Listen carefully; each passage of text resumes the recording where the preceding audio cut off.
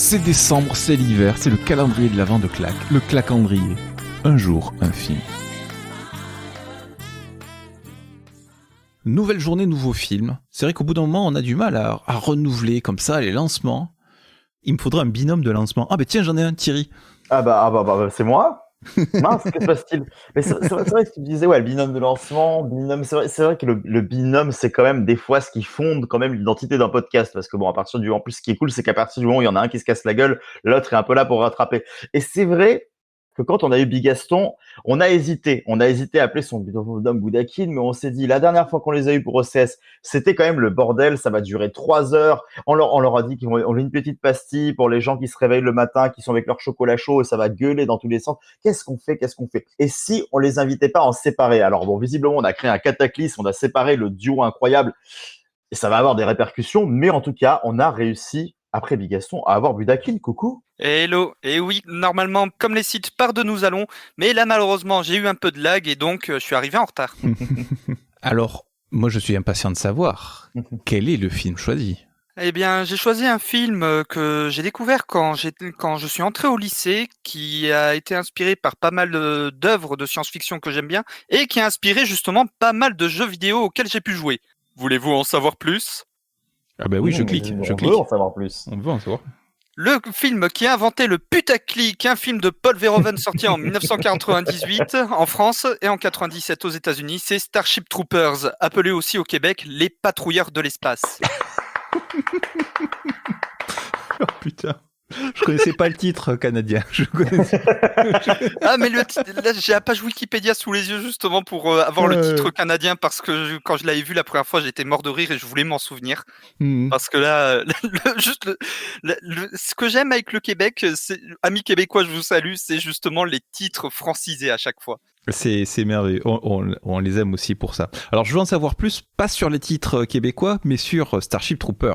Alors Starship Troopers, pour ceux qui connaissent pas du coup, parce que il y en a qui ne connaissent pas, c'est un film de science-fiction de Paul Verhoeven qui, sous forme de propagande fasciste, nazie, impérialiste, choisissez le terme que vous préférez, nous montre un petit peu sous la forme d'un teen movie des jeunes pleins d'avenir, pleins de courage, qui vont s'envoler à travers la galaxie pour affronter une armée d'insectes géants de l'espace. Bon, évidemment, rien ne se passe comme prévu. Ils se font quasiment tous bouffer. Hein. Bon, le mot pourtant était quasiment. Alors, on va pas dévoiler tout de suite quelques affres de scénario, mais on peut dire qu'en réalité, s'ils se font tous bouffer, c'est que tout s'est plus ou moins passé comme prévu, non? Bah oui, tout s'est plus ou moins passé comme prévu. Les fans de Warhammer 40 000 connaissent bien ce genre de tactique, d'ailleurs. Et vu que justement Starship Troopers est en partie inspiré de Warhammer 40 000 dans son esthétique. Ah ouais. Oui, en fait, les armures des soldats de la Fédération, de l'infanterie mobile, est visuellement inspirée des armures des troupes cadiennes, qui sont les troupes humaines les plus connues dans l'univers de Warhammer 40 000. Et pareil, en face, les ennemis insectoïdes, ça reste un ennemi assez récurrent depuis le milieu des années 90 dans Warhammer 40 000. D'autres vont aussi penser à StarCraft, mais bon, voilà. Et pour l'anecdote, StarCraft a été développé justement parce que Blizzard n'avait pas les droits pour développer un jeu Warhammer 40 000. D'accord. C'est pour ça qu'il y a une telle ressemblance entre les Terrans et les Space Marines, par exemple. Ça alors. Comme anecdote. Mais revenons à Starship Troopers. Starship Troopers a connu quelques suites, pas réalisées par Paul Verhoeven, que je ne vous invite pas à regarder. Ah non, hein, on a tous voulu un jour parce qu'on était jeunes et cons et on s'est aperçu que être jeune c'est bien, mais con ça suffit. Voilà. Now the youth of tomorrow must travel across the stars to defend our world. We are a generation commanded by fate to defend humankind. Everyone fights, no one quits. We are going in with first wave. You smash the entire area. You kill anything that has more than 2 legs. You get me? We get you, sir. Et alors justement, qu'est-ce qui fait que ce film-là est génialissime et pas les suites, qu'ont raté les suites? Ce que les suites ont raté, c'est justement le petit côté critique de la propagande.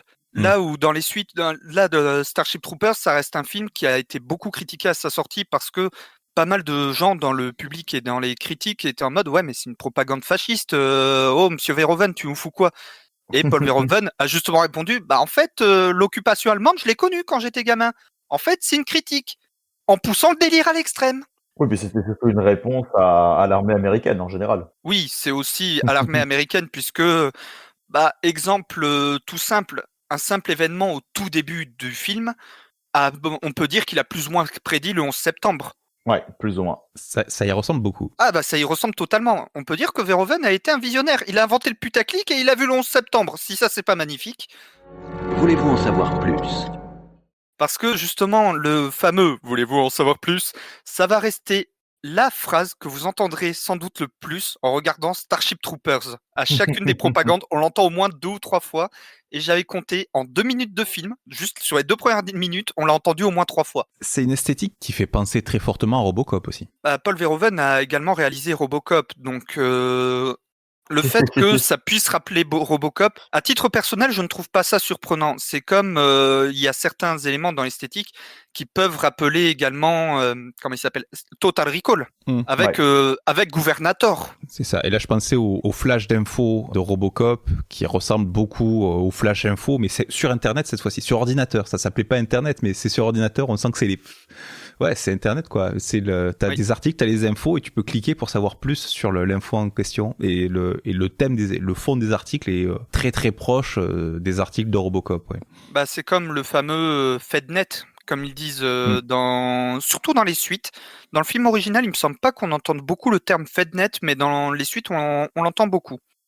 Mais Starship Troopers, c'est un film que je vous conseille fortement parce que quand on lit entre les lignes, on voit que c'est vraiment une critique de toute la propagande fasciste ou impérialiste qu'on a pu voir du côté de l'Italie et de l'Allemagne dans les années 40 ou des États-Unis avec la guerre du Vietnam, la guerre du Golfe ou plus récemment la guerre en Irak.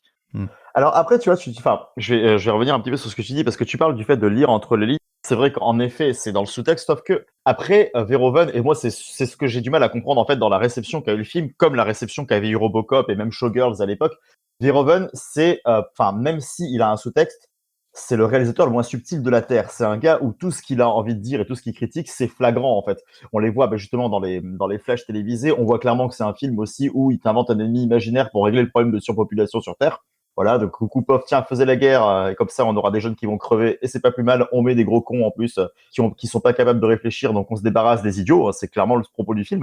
Mais je trouve qu'en fait, même quand on est petit, on voit un film d'action débile, d'ailleurs c'est ce qu'ont compris visiblement le public, c'est pour ça qu'ils ont fait des suites aussi idiotes, mais dès que tu le regardes avec un certain âge, c'est hyper compréhensible, du coup j'ai du mal à capter la manière dont ça a été perçu à l'époque, alors que tout le sous-texte est flagrant, quoi. Tout le sous-texte est flagrant, mais visiblement, ça ne l'a pas été pour tout le monde. Je pense notamment aux critiques des cahiers du cinéma, dont j'ai totalement oublié le nom, qui a dit que ce film s'est fait pour les attardés fans de jeux vidéo et c'est un CD-ROM pornographique. Ouais, non mais ça c'est fou parce qu'en plus c'est Verhoeven, quoi. Alors tout ça parce qu'il y a Denise Richard dedans. Oh. Oui, voilà, tout ça parce qu'il y a Denise Richard et qu'il y a une scène où ils sont tous à poil, y compris l'équipe de tournage. Non mais c'est pas croyable, hein. Il y a Denise Richards et Casper Van Dien, quoi. Les archétypes des acteurs qui étaient juste là pour leur plastique à l'époque. Oui. Ah oui, non. Oui, mais c'est fou parce que c'était déjà des critiques qui avaient été faites à l'époque de Robocop par ces mêmes critiques qui du coup ensuite s'étaient ravisés sur leurs propos et donc étaient censés comprendre un mec comme Verhoeven mais qui il retombe dans le panneau à chaque fois. Je trouve ça assez dingue. Ah mais je sais pas, ça doit être un espèce de running gag à force pour Verhoeven. Ah clairement. De toute façon, il se fait un peu déglinguer à chacun de ses films, le pauvre. Alors qu'ils sont tous très bien. Oui, ils sont excellents. Mais après, en film d'action, après, il faut dire qu'il marche très bien quand même. Oui. Ah oui, en plus. Il sait très bien filmer l'action, l'ami Verhoeven. Oui, il sait très bien filmer l'action et surtout, il sait très bien scénariser l'action parce que faire un film d'action avec un bon scénar, c'est pas donné à tout le monde. Au niveau des films d'action avec un scénar, pour ne pas dire...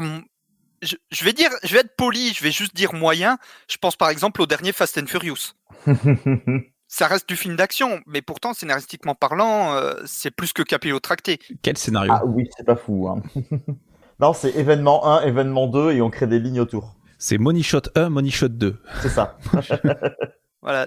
Sinon, pour Starship Troopers, au niveau, vu que mon domaine à la base, ça reste le jeu vidéo, je vais quand même parler de 2-3 jeux qui ont été fortement inspirés par Starship Troopers. Je pense notamment à Alien Swarm, qui est un shoot'em up free-to-play développé par Valve, qui était à la base un mode de Unreal Tournament 2004, où en fait on se retrouve à explorer des souterrains ou des bases extraterrestres et défourailler contre des armées d'insectes.